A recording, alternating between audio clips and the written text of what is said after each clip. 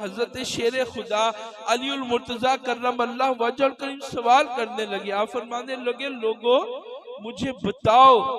आले फिरौन का मोमिन बेहतर था या अबू बकर बेहतर थे?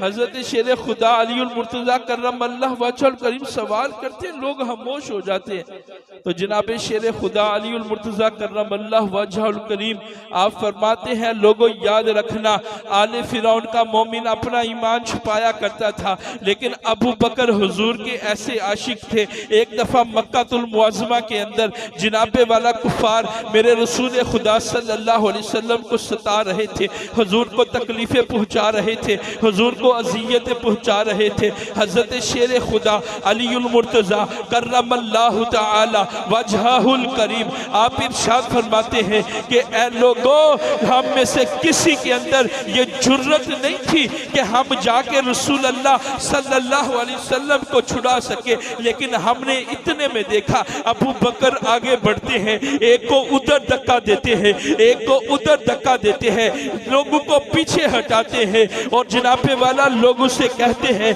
कि ऐ लोगों, क्या तुम उस शख्स को सताते हो कि जिसका कसूर सिर्फ इतना है कि जो ये कहता है कि मेरा अल्लाह एक है।